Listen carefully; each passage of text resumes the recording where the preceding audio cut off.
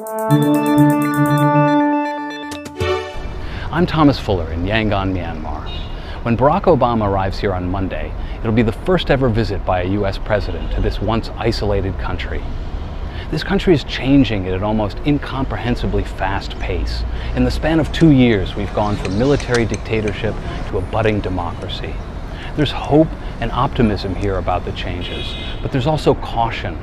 Is the hope outpacing the realities on the ground? For decades, Myanmar's 55 million people have been virtually cut off from the world, but now consumerism is taking root. I've visited Yangon more than a dozen times in recent years, and the changes at street level are becoming much more obvious. There's graffiti, which was a rarity in the days of military rule, and the city is now plastered with billboards for international products. Perhaps the ultimate sign that capitalism has arrived? The cola wars have found a new battleground. At one of Yangon's main traffic circles, where newer model cars share the road with the old jalopies of years past. Owning a car was a rare luxury for most people during military rule. But in just the last 3 months, used car dealers have sprouted up all over Yangon. And so have traffic jams. The visit of President Obama, seen by many here as a validation of the changes sweeping the country, also seems to be creating some unrealistic expectations.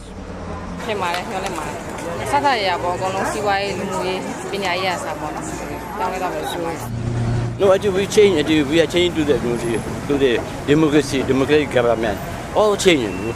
This government duly elected by the people. Very important, elected by the people. They are very happy and very pleased. This is the first time elected government president come to Myanmar. We welcome him. The Burmese have reasons to be optimistic. There's been a surge of visitors to Yangon, would-be investors, diplomats, tourists. Most of the country inside interest Myanmar, and they were, how should I say, they were interested in Myanmar, and they came to Myanmar to do work and anything to do. So I think so, it will be changed some more and more. But the country is experiencing some growing pains. There's an acute shortage of hotels and office space, and when you leave the major cities, conditions are still primitive. In addition, the government is still believed to be holding several hundred political prisoners, and ethnic tensions in western Rakhine State threaten wider strife. The flashes of modernity, like this new shopping mall, are often overshadowed by the old and crumbling buildings across the city. As Obama visits Yangon, there is both hope and change here. But it will be years before Yangon looks anything like the gleaming metropolises of nearby Bangkok or Singapore. Some are questioning, is it too soon for a presidential visit? Aung San Suu Kyi, the leader of the opposition, was freed only 2 years ago from house arrest. She was under house arrest for the better part of 2 decades. And Thein Sein, the president, is a former general in the junta that ruled for those 2 decades. My colleague Peter Baker in Washington sat down with Ong Din. He's the executive director of the U.S. Campaign for Burma and a leading dissident voice. Tell us how you view this trip. This is kind of the generous response from the United States government, from the highest level authority.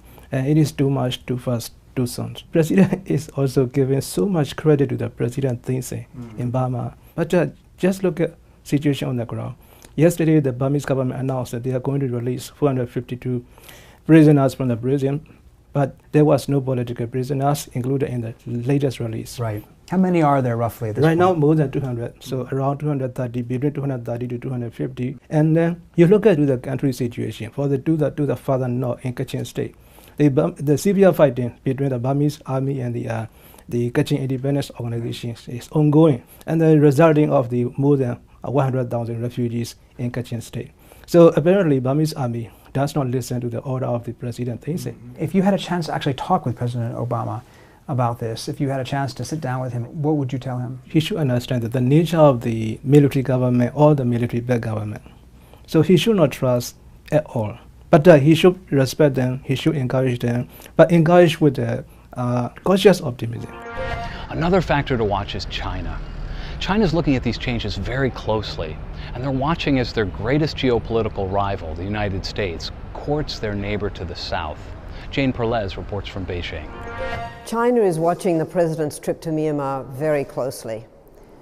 Myanmar was China's best friend in Southeast Asia. They had a lot in common.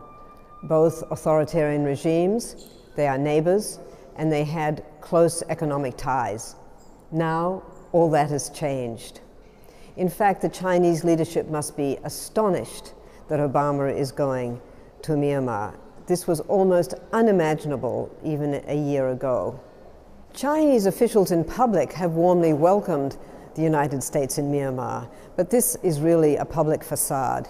Analysts say that the United States' move into Myanmar is just one more cog in the wheel, one more move by the United States to encircle China and to contain it. And come 2015, when Myanmar is due to hold elections, the Chinese will probably be even more upset, because right on their doorstep is likely to be a demonstration of democracy, or at least an attempt at democracy, when the regime here is resisting all such efforts.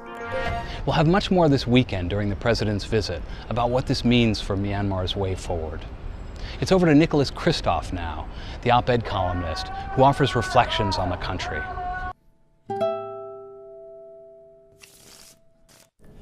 The amazing thing about modern Myanmar is that it never seemed to change. It was absolutely frozen in time from about 1960 until about a year ago.